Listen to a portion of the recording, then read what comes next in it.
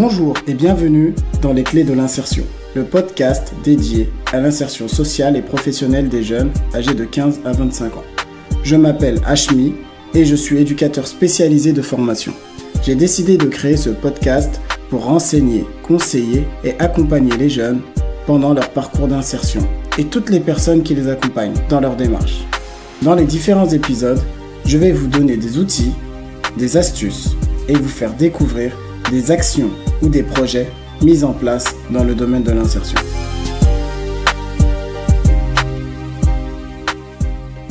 Aujourd'hui, j'ai pris la direction de Saint-Denis où je suis allé à la rencontre de Rachid Santaki, qui est écrivain, romancier, scénariste et qui est aussi le créateur de la dictée géante. Pur produit du 93, où il a toujours vécu, Rachid a connu tout au long de son parcours atypique de nombreuses épreuves. Malgré les difficultés, il a toujours su rebondir. Sa capacité de résilience est vraiment impressionnante.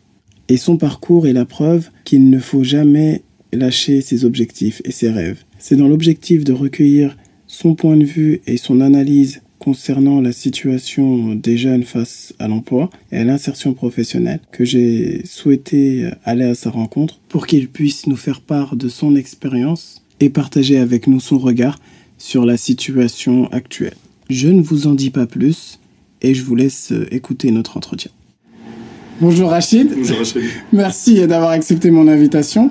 Donc comme je disais plutôt, je sais même pas par où commencer tellement tu fais de choses.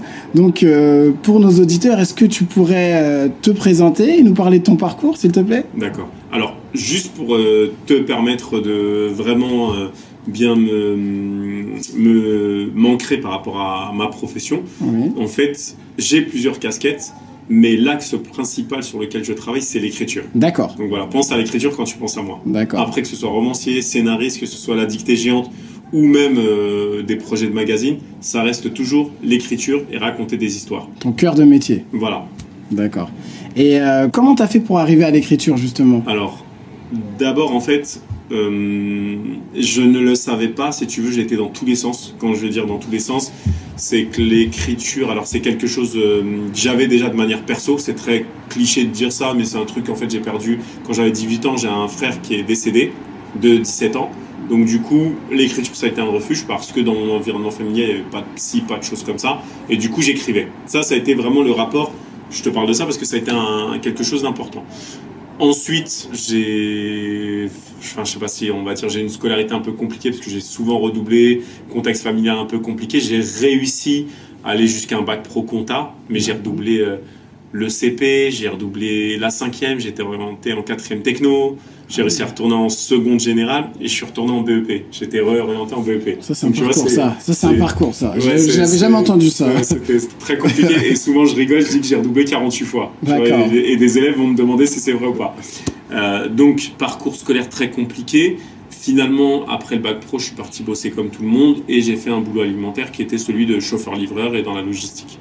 Donc, je conduisais une voiture, j'avais du son, j'étais content, je touchais mon salaire. Ça, c'est ma première vie en fait après l'école.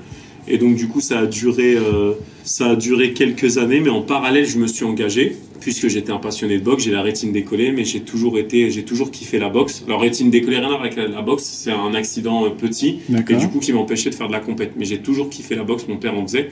Et du coup, j'étais éducateur sportif. Donc ça a été ma première connexion, puisqu'en étant éducateur sportif, je gérais à peu près 80 adhérents d'un club, j'étais tout seul, au Lumpini à Saint-Denis. Et là, j'ai découvert, en fait, c'était quoi ? Finalement, entre guillemets, ça a été une porte vers le management. D'accord. J'ai fait ça pendant 2 ans. Et ensuite, je me suis retrouvé, suite à la demande d'un ami, à lancer un site internet sur la culture hip-hop. Et de cette expérience qui a duré 2 ans, qui a été un flop mais assez marrante et une expérience surtout, je me suis retrouvé à mener une aventure qui était un magazine gratuit pendant 8 ans. Alors c'est très... j'essaie de résumer, hein, mais de tout ça, ça m'a amené à me découvrir, à me dépasser, à trouver des solutions souvent. J'ai un dicton que j'ai inventé un jour face à un problème où je disais, faut pas se poser de questions, faut trouver les réponses. Exactement. Et donc en gros, face à des difficultés, il faut trouver... En fait, faire appel aux ressources qu'on a tous. On a tous des ressources. Et donc, il faut comprendre qu'on a ces ressources et il faut avoir confiance en ça. Après, il faut réfléchir. Donc, de toutes ces expériences, de maturité, etc., bah, j'en suis arrivé au constat que je me suis posé la question à peu près à 35 ans de savoir ce que je voulais faire. Et finalement, ce que je voulais faire, bah, c'était être scénariste. Donc je suis passé par la case roman pour arriver à celle de scénariste. Et pendant toutes ces années où j'ai écrit des romans, où j'ai écrit des scénarios développés pour des chaînes de télé, bah, j'ai développé aussi des projets liés à l'écriture et qui ciblaient des publics, à savoir les jeunes. Donc voilà un peu, vraiment c'est un résumé, ça serait trop long. Ouais, t'as vraiment synthétisé quoi. Ouais, 20 ans pardon, d'expérience professionnelle diverses et variées. Voilà. Et voilà, et aujourd'hui, concrètement, je porte plusieurs projets. Mes projets, ce sont les romans. J'utilise les romans pour raconter notre société. Donc, je fais du roman policier qui se passe en cité. Et je kiffe ça parce qu'en fait, intervenant en milieu carcéral et très proche aussi des jeunes, curieux, j'ai beaucoup de matière. Donc, je raconte souvent des histoires. Je publie des romans à fréquence d'un par an. Ensuite, j'écris des scénarios. Là, j'ai signé un premier long avec Backfilm, qui s'appelle j'ai un site provisoire pour ce long. Et voilà, en ayant développé pas mal de choses. Et troisième projet, c'est La Dictée Géante. Et La Dictée Géante, c'est, je dirais, les mots qui cachent la forêt, puisque c'est un événement, mais avec plusieurs modules et plusieurs projets à travers ça. Voilà, qui aide justement et qui accompagne les jeunes dans leur insertion professionnelle. Exactement. Voilà. Même leur construction. Maintenant, je vais revenir à quelque chose d'important, qui est lié aussi qui nous concerne tous. Finalement, pourquoi je suis passé par tous ces chemins et pourquoi l'écriture? Alors, il s'avère qu'en faisant un travail personnel il y a à peu près 3 ans, j'ai découvert lors de mes... Donc, je suis né en France, j'ai été élevé par ma grand-mère au Maroc, j'ai été envoyé à Marrakech.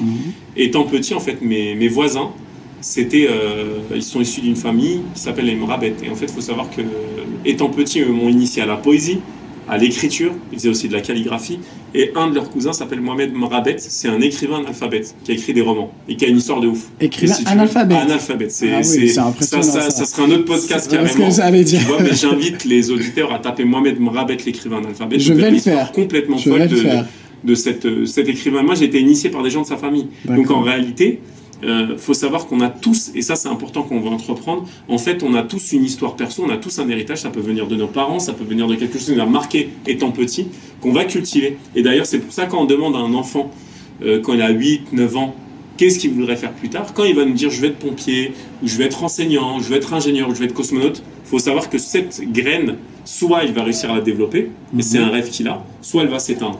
Et en réalité, c'est très important, souvent quand je travaille aussi là-dessus, c'est de savoir quels sont nos rêves. Parce qu'en fait, on a une disposition à quelque chose qu'on a en nous. Mais à un moment, est-ce qu'on réussit à basculer, à le transformer, ou est-ce qu'on l'éteint?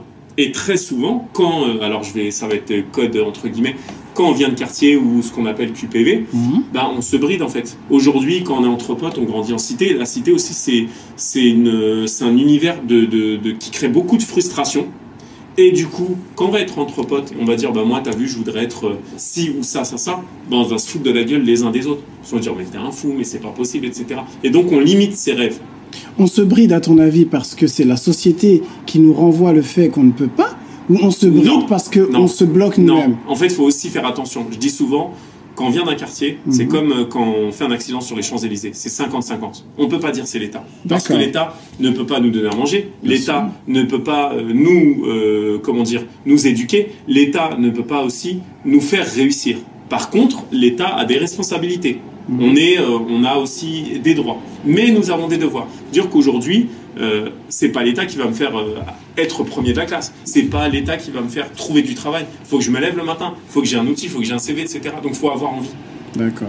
C'est ça aussi. Et cette envie, lorsqu'elle est couple avec l'accompagnement, à partir de là, on peut... décoller. Alors maintenant, pourquoi je parlais de la cité? La cité, souvent, parfois on a honte de le dire. Mais quand on vient d'un quartier, la première chose, c'est qu'on se regarde les uns les autres. On se chambre.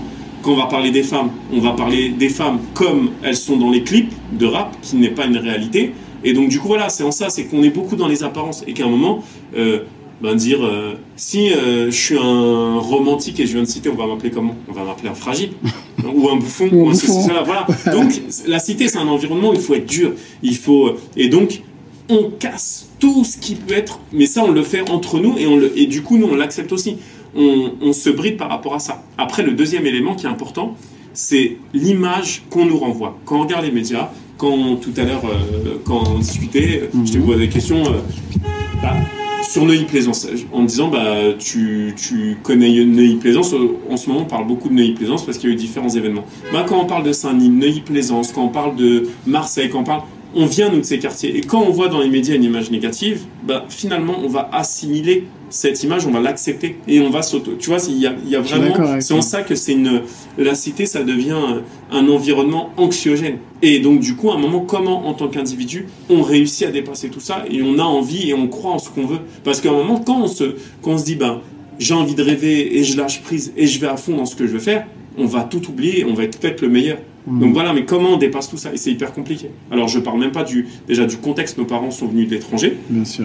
Pour faire un one-shot, puisqu'ils sont venus pour gagner leur vie et rentrer au pays. Finalement, ils sont arrivés ici, ils étaient dans des foyers, ils ont fait le regroupement familial, ils ont fait venir la famille, et ils sont jamais repartis. Et finalement, ils sont ici. Et puis les enfants ont grandi, et puis ils ont les petits-enfants, etc. Tu vois. Donc c'est tout ça aussi. C'est que, je dirais, que des imprévus qui font qu'on se retrouve dans un environnement qu'on n'a pas choisi. Peut-être on était mieux ailleurs, ça a été hyper compliqué, etc.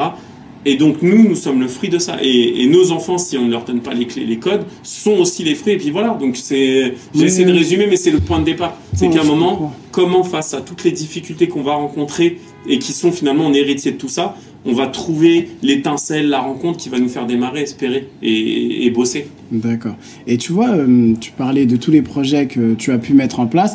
Moi, il y a quelque chose qui m'a marqué, c'est que tu as dit c'est à partir de 35 ans que justement tu as réussi à trouver vraiment que tu voulais être scénariste. Vraiment te lancer dans l'écriture. C'est quand même, ça a mis plusieurs années. Ouais. Pourquoi ça a duré autant de temps? Alors, les problèmes en fait, tout simplement. Je te donne juste des chiffres. 10 ans, je suis placé à la DAS. Mes parents ont une grosse embrouille. Ensuite, 14 ans, donc ma mère revient d'un an, divorce. Ensuite, 17 ans, décès de mon frère. Enfin, moi j'avais 18 ans, lui il avait 17 ans. Pendant 10 ans, j'étais dans une bulle parce qu'en fait, j'ai perdu mon frère, je sais pas, je me cherchais. Tu te cherchais. J'étais égaré. Mais quand je dis j'étais égaré, j'ai vraiment mis ma vie entre parenthèses pendant 10 piges. Donc j'arrive à 27 ans. 27 ans, je me réveille un jour et je peux pas t'expliquer comment, pourquoi. Tu commences à te poser des questions. En fait, même pas. Je me mets en action. Et là, quand je me mets en action, je m'engage au niveau de l'associatif, mais vraiment c'était la boxe en fait pendant 2 ans, de la taxe, site internet, magazine, et après je suis devenu boulimique, tu vois, et j'ai avancé, tu vois, donc quand tu regardes toutes ces années en fait où il y a eu des événements assez graves et qui m'ont impacté et percuté, même, je dirais, c'est ça. Et je pense que je suis pas le seul malheureusement. Non, justement, parce qu'il y a beaucoup de jeunes qui se retrouvent dans ce type de situation. On est dans ces parcours. Tu peux leur parler, tu peux leur dire qu'est-ce que tu veux faire, où est-ce que tu veux aller, et parfois tu vois des gens qui sont mutiques en face de toi parce qu'ils sont pas en capacité, parce qu'ils sont en train de se rechercher également. Exactement. Et même je pense qu'ils sont aussi dans un, si tu veux, ils sont en état de choc. Ils sont dans un coma, état de choc. C'est comment éveiller, quoi. Voilà, exactement. Et tu sais, à un moment, tu peux te chercher et être peut-être consommer des stupes, fumer pour t'évader face aux problèmes, etc. Tout ça, c'est comment tu sors de ça. Tu vois, donc c'est pour ça, en fait, si tu regardes bien, tu as des jeunes qui, pendant un temps, vont se chercher, mais à un moment, ils vont sortir de la bulle. Ils vont sortir de ce passage et ils vont avoir envie maintenant, s'ils sont bien accompagnés, ça va être de belles pousses. Ouais. S'ils ne sont pas accompagnés, ils vont être encore plus qu'à bosser, ça va être compliqué. Donc c'est pour ça que c'est important pour moi l'accompagnement et de comprendre et surtout de se découvrir, de se connaître pour pouvoir se projeter. La projection, voilà. Souvent, quand je travaille en milieu carcéral, je parle d'une chose. Je dis aux jeunes, vous êtes des tout de suite. Tout de suite, comment ça, etc. C'est parce que pour vous, c'est 3 clics. Voilà. C'est 3 clics. Mais en fait, la vie, c'est pas ça. La vie, c'est moyen et long terme. Mais c'est quoi le moyen et long terme? Moyen et long terme, c'est moyen, c'est vers où je vais aller. Long terme, ça va être mes objectifs. Et là, c'est différent. Exactement. Et à partir de là, quand on assimile ça, on voit la vie autrement. Mais après, quand tu grandis dans le quartier, quand tu grandis avec un environnement où des gens vont... des défauts de permis, qui vont aller en prison... t'as des parents, déjà tu prends ton environnement, c'est compliqué. Après ça dépend, si dans ta famille il y a des réussites, tu peux suivre l'exemple dans ta famille. Maintenant si t'as pas malheureusement ce cas, en fait tu vas avoir que des gens en difficulté et là du coup tu peux pas te projeter quand t'as tout ça. Bien sûr. Vois, en fait c'est le logiciel, il est pas prêt encore, ils sont pas encore à maturité. Je pense que c'est compliqué d'avoir le bon logiciel quand autour de toi tu as un environnement qui n'est pas du tout, qui ne s'y prête pas. C'est pour ça que je te disais une bulle de frustration en fait. Mais c'est important en fait, il faut comprendre aussi quel est l'environnement dans lequel on évolue. C'est pour ça que quand tu fais des séjours de rupture, tu peux révéler des gens. Dans le cadre d'insertion par exemple, tu vas faire un séjour de rupture, tu vas aller marcher à la montagne, etc. Au début, les mecs vont dire non, moi je bouge pas, ou soit je vais rester sur la Switch, ou ça. Quand tu vas leur permettre de découvrir la nature, d'avoir un point de vue, et peut-être essayer de les éloigner juste le temps de se construire, ils auront un autre regard. Exactement, je suis d'accord avec toi. Donc, je pense que le fait de sortir de son environnement direct et de pouvoir réfléchir en dehors de ses, avoir du recul en dehors de ses problèmes, et là on se dit, ah ouais mince, dans quelle direction je peux aller, qu'est-ce que je fais de ma vie. Tout à fait. Moi, je voulais revenir sur la dictée géante. Parce que tout à l'heure, tu disais que tu avais créé la dictée géante, mais ce n'était pas qu'une seule dictée. Que derrière, il y avait un dispositif et qu'il y avait des choses que tu avais mis en place. Est-ce que tu pourrais plus en parler, s'il te plaît? Alors, du coup, ça va me permettre d'illustrer un peu le côté philosophique que j'ai pu développer en parlant de frustration, etc. La dictée géante, en fait, c'est un projet, pour moi, que j'ai imaginé comme un outil qui répondrait à ses besoins. Un outil éducatif, donc. Éducatif, de lien social et intergénérationnel. Alors, au départ, la dictée, elle est dans l'école. Maintenant, quand tu sors la dictée et tu dis que tu vas faire une dictée, il y a ce, entre guillemets, désolé pour l'anglicisme, il y a ce one-shot avec la dictée. On reprend le stylo et on écrit sur sa feuille. En fait, finalement, si on regarde bien déjà en interne, à échelle individuelle, de reprendre le stylo, de se poser des questions. Quand on écrit, quand on fait la dictée, ça nous permet de nous reconnecter avec nous-mêmes, ce que je te disais tout à l'heure. Donc déjà, la dictée, c'est cet outil de base. Maintenant, si on prend le deuxième champ de la dictée, donc tu vas avoir une dictée, tu vas réunir des gens, ils vont se reconnecter, se déconnecter tous ces téléphones, on va reprendre l'exercice de la dictée et se rendre compte que écrire finalement, ça nous demande de nous réfléchir, Donc on va, ce logiciel-là, on va réenclencher quelque chose. Et après, il faut vraiment que ce soit régulier. Donc ça, c'est la première chose. Maintenant, tu prends les gens autour. Les gens autour, tu as des volontaires au niveau de la dictée géante. Donc, je forme des gens pour encadrer le projet qui, eux, vont être sur un territoire donné où la dictée va se dérouler. Des référents, des ambassadeurs. Alors, des ambassadeurs, ça ne va pas être des référents au début, c'est des gens que tu vas former. Et ces gens que tu vas former, c'est des gens qui peuvent correspondre à ce que je te disais tout à l'heure. Des jeunes qui ont besoin d'une rupture. Et ces jeunes-là, en fait, tu vas les former en leur apprenant en fait, les enjeux autour de la dictée.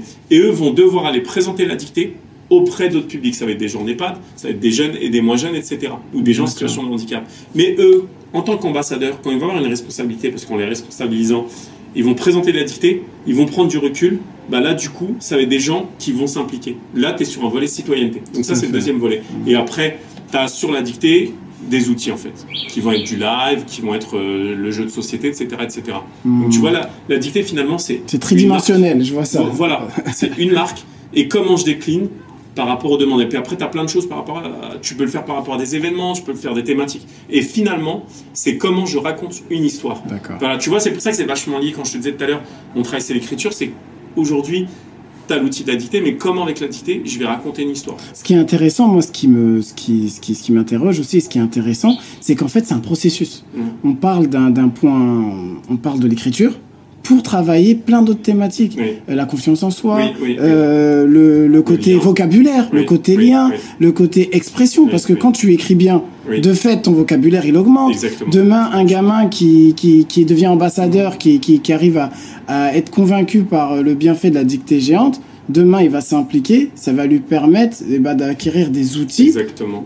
Qui vont l'amener à peut-être entreprendre, ou peut-être se lancer, je sais pas. Tu sais, ça correspond à ce que tu disais tout à l'heure, reprendre les études. Quand on est à l'école, on est dans le rush, on est dans des filières pro, on imagine, on sacralise l'école, c'est quelque chose d'inaccessible, les diplômes, la fac, etc.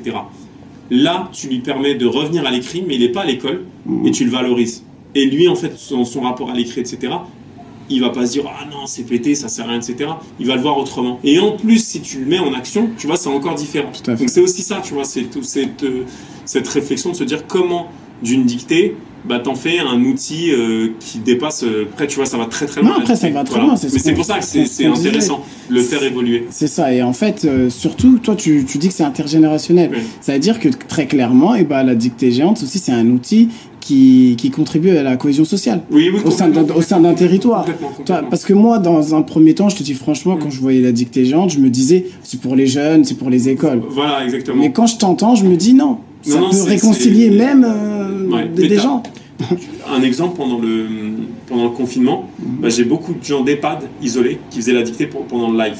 D'accord, sur Facebook, hein, c'est ça. Exactement, j'ai une femme alitée, 24h/24, qui s'appelle Monique, qui m'a écrit, qui m'a dit que la dictée, c'était son seul moment de distraction. T'imagines? Donc c'est pour te dire, et c'est là où tu te rends compte de l'outil. Et aussi, tu vois, tu parlais du Covid, tu parlais du confinement. Ce qui est intéressant, c'est que c'est un outil que tu peux utiliser sur plusieurs plateformes. Ça peut être en présentiel, mais ça peut être aussi en ligne. Tu as tout compris, c'est exactement ça. Voilà, c'est ça. Et le fait que ce soit en ligne, et ben en fait, il n'y a plus de frontières. Voilà, c'est hyper fort parce que c'est tout ce qui est francophonie, mais c'est exactement ça. Après, alors, ce qui est important à travers notre échange, c'est de se dire que les auditeurs découvrent en fait comment finalement, quand on ne flippe pas, quand on n'a pas de barrière, comment on peut explorer et découvrir, apprendre. Parce que aujourd'hui, je te parle de ça, mais au départ, moi, la dictée la première fois, c'était juste un texte à lire.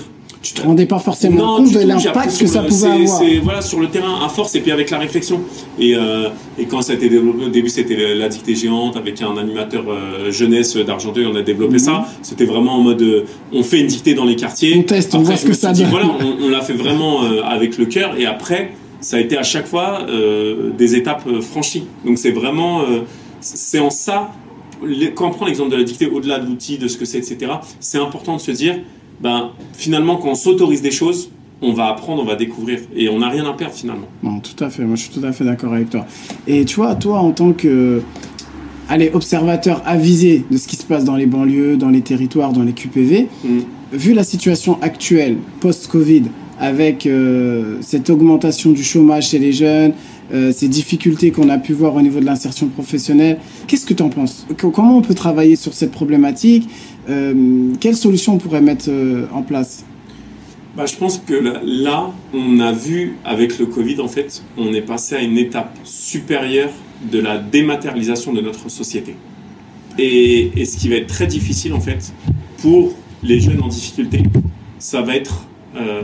aujourd'hui, ce sont des usagers du numérique. Sauf que ce sont des usagers du numérique de manière loisir. Consommatrice. Voilà. D'accord. Maintenant, ce qui est compliqué quand tu es consommateur à ce niveau-là, c'est que derrière, c'est hyper difficile de te concentrer. Et aujourd'hui, on a beaucoup de choses qui vont se faire en distanciel et il va falloir se concentrer. Donc, on a une nouvelle fracture qui se profile et qui va mettre encore plus de jeunes qui étaient déjà en difficulté sur le côté. Déjà, moi, j'ai du mal, je sais pas que j'ai du mal avec tout ce qui est numérique, mais tu vois, j'ai du mal à me concentrer. Je vais voir une vidéo, je vais regarder 5-6 secondes, je vais passer à autre chose. C'est ça. Voilà. Et alors, toi, imagine-toi. Mais imagine un jeune de 15, 16, 17, jusqu'à la vingtaine, on n'a pas la capacité d'eux. Et ils sont hyper dispersés. Donc, ça les fragilise. C'est le numérique. Donc, aujourd'hui, on a une fracture beaucoup plus importante et il faut revenir à l'essentiel. Donc il va falloir, en fait aujourd'hui on aura un véritable besoin, pas de se dire de donner plus d'outils pour donner plus d'outils et une surenchère et se perdre. Peut-être un enjeu éducatif peut-être. Éducatif et revenir à l'essentiel, aux fondamentaux.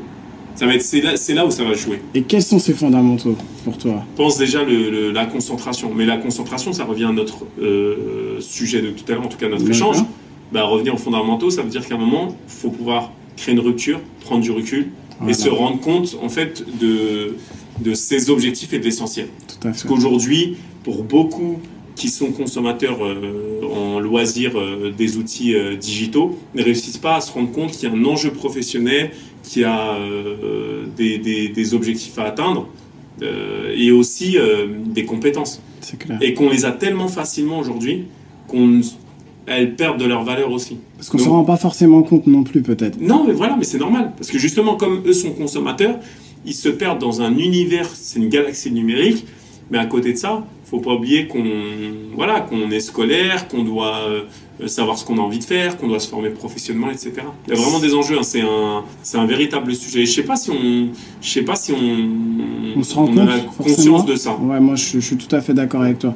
Je ne sais pas si on en a forcément conscience, mais on se rend compte que l'outil numérique, il peut être une solution pour nous amener, nous aider et aider les futures générations à s'insérer professionnellement du mieux possible. Parce qu'il y a une réalité, lorsqu'on accompagne quelqu'un qui est en difficulté, l'aider à poser sur feuille des objectifs, ça l'amène à évoluer. Exactement. Mais mais ce que tu disais, c'est à double tranchant. C'est en ça, c'est que l'outil numérique, c'est un outil formidable quand on sait bien l'utiliser. Par contre, quand on ne sait pas l'utiliser, on se perd dans une galaxie. Pour revenir, c'est compliqué. Donc c'est en ça, c'est à double tranchant.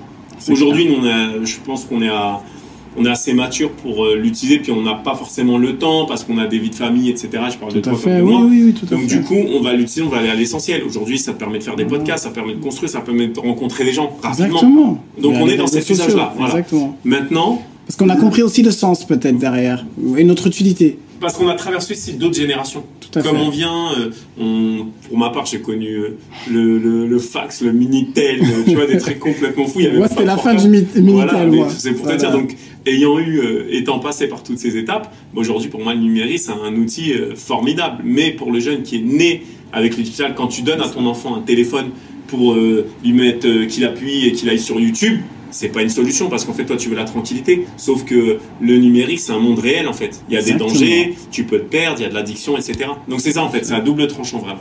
Non, je suis d'accord avec toi. Et toi maintenant, quel conseil tu pourrais donner à un jeune qui veut se lancer dans ses projets ou un jeune qui est face à des difficultés pendant son insertion professionnelle? Alors, première chose, je pense qu'il faut faire un point pour savoir où est-ce qu'on en est. Une introspection plutôt ou un point avec quelqu'un? Non, d'abord avoir quelqu'un et discuter. Où est-ce que j'en suis aujourd'hui? Qu'est-ce que je fais de mes journées? Qu'est-ce que j'aime? Qu'est-ce que je n'aime pas?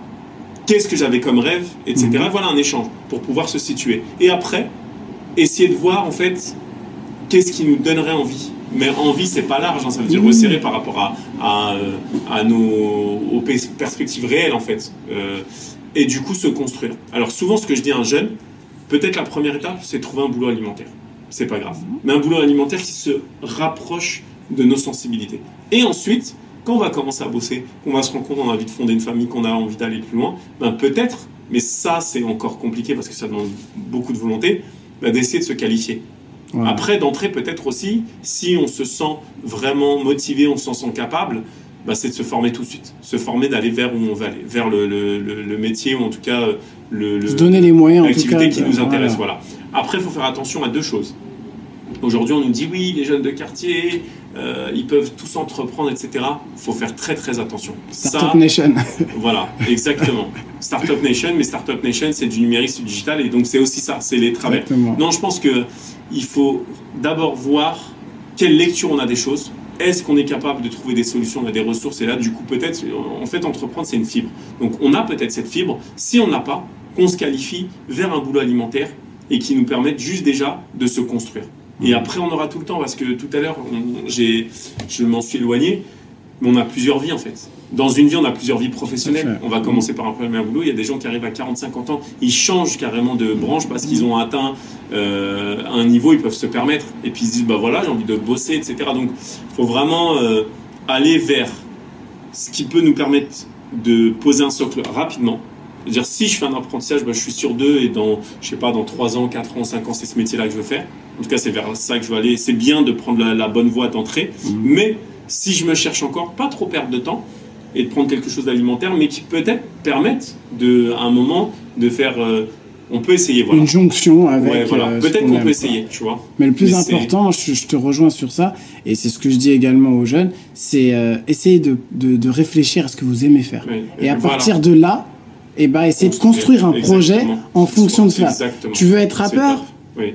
Continue à écrire. Oui. Va au studio, enregistre, fais un boulot alimentaire à côté, c'est pas grave. Exactement. Peut-être qu'un jour tu auras une opportunité, tu pourras. Et toi qui travaillais justement dans ce milieu-là, je pense que tu as dû connaître des rappeurs qui se sont fait comme ça. Oui, voilà. Il y en a qui ont lâché l'affaire également. Et d'autres qui se sont fait exactement. Voilà. Par exemple, alors c'est pas notre génération, on va prendre PNL, parce que ça parlera plus aux auditeurs. Ben, PNL en fait c'est avant tout du boulot. Te dire, ils n'ont pas pété du jour au lendemain. Et si on regarde bien leur page Facebook, comment ça a évolué, c'est monté crescendo. Et après, il y a beaucoup d'imagerie, il y a beaucoup de marketing, il y a beaucoup de réflexion. Qu'on aime ou qu'on n'aime pas. Je donne juste cet exemple-là. Je vais prendre un autre exemple. Jules, il est très connu parce qu'il fait beaucoup d'albums, il bosse beaucoup, il est connu parce que c'est un travailleur. C'est un travailleur, c'est un bosseur. Il a beaucoup de... Donc, c'est aussi ça. Donc, ne pas oublier que ça passe par le travail. Donc maintenant, si on est capable d'avoir un boulot alimentaire, de stabiliser, de ne pas mettre sa famille en galère, et de ne pas se mettre en galère soi-même d'abord, parce que je dis famille, hein, si demain tu te mets avec quelqu'un, tu as des enfants, etc., pour moi c'est une responsabilité, mais de se dire que à côté on va développer une activité, et puis cette activité elle va prendre de plus en plus d'ampleur, jusqu'à un moment ça peut être un équilibre, et puis ça peut aller au-delà de ça. Mais quelle que soit l'activité, on peut être pâtissier, on peut être boulanger, on peut être, je sais pas moi, architecte, il y a pas mal de... On a souvent le rap, le rap et le foot, hein, mais comme image, mais il y a plein de choses. Il faut rêver en fait. Faut rêver. Voilà. Moi, là, je te rejoins et franchement, je trouve que c'est une belle conclusion. Il faut pas s'empêcher de rêver parce que demain, tout est possible. Il faut juste donner les moyens d'eux. Toi, t'es devenu romancier, t'as écrit des livres. À la base, personne n'aurait peut-être imaginé que t'aurais pu le faire. Des amis à moi d'enfance me disent mais c'est sorti d'où? Après, j'ai une histoire comme je disais. Oui, bien sûr, comme tu nous as expliqué. Voilà. Et le truc, c'est que j'ai même pas fini en fait. Pour moi, j'ai l'impression. Tu commences. 6 ans. J'ai l'impression que je viens de naître parce que j'ai trouvé une nouvelle perspective. Là, il y a plein de choses à faire. Mais ça a été beaucoup de boulot avant, ça a été beaucoup de râteaux, ça a été, tu vois. Oui, bien sûr, c'est des étapes. Voilà. Et en France aussi, on n'a pas la culture de l'échec. Aux États-Unis, on va dire l'expérience. On va pas parler d'échec. En France, on va parler d'échec. Et donc, du coup, tu vas être catalogué. En fait, il faut qu'on réussisse aussi dans notre société à changer. Je parlais de logiciel tout à l'heure, mais changer aussi de manière de penser. Complètement. Parce que l'échec, l'étiquette de l'échec, moi je me souviens quand j'étais au lycée, au collège comme toi, tu réussiras pas, voilà, ou t'es nul, ou je sais pas où tu vas terminer. C'est ça. Par exemple, moi, mon prof d'histoire, il me disait non, va en bac pro électrotechnique, alors que je voulais aller en général. Mais pourquoi, comment tu m'empêches de rêver, je peux pas. Peut-être il y a des conseillers, parfois ils vont parler à des jeunes, ils vont leur dire ah non là tu peux pas. Non, tu peux. Tu peux. Ah, pardon, à 10 ans. Ouais. J'ai rencontré un conseiller d'orientation parce que je dessine très bien, je voulais être dessinateur scénariste à 10 ans. À 10 ans, bah déjà, voilà. Donc du coup, on m'a dit c'est pas possible. Et maintenant tu le fais. Voilà, tu vois, et ça, quand tu te rappelles de ça, c'est ouf. Et anecdote, j'ai eu, quand je sortais mes premiers romans et qui cartonnaient, j'ai une réunion avec les enseignants bibliothécaires du département. Ouais. Et l'une d'elles, quand je lui ai raconté ça, mon parcours, elle m'a dit putain, on est passé à côté de quelque chose, on n'a pas fait notre boulot. Et on passe à côté de combien de personnes? Voilà, bah c'est exactement ça. Exactement. Tu vois, je te donne cet exemple parce que voilà, donc il faut vraiment pas se replier, se renfermer et se pourrir en fait. Au contraire, il faut rêver, il faut s'ouvrir. Et c'est vrai que le mot rêve, il fait peur parce que ça fait artiste de dire ça. Exactement. Mais non, il faut rêver, il faut kiffer, c'est important. Il faut kiffer, voilà, il faut y aller jusqu'au bout, il faut vivre. Exactement. Bah, je te remercie, Rachid. Franchement, c'était une super rencontre, super échange. J'espère que pour nos auditeurs aussi, c'était la même chose. Maintenant, moi, je vous invite à liker l'épisode et à lâcher un commentaire. Et on continue à en parler. Moi, je vous remercie. Merci Rachid. Merci à bientôt.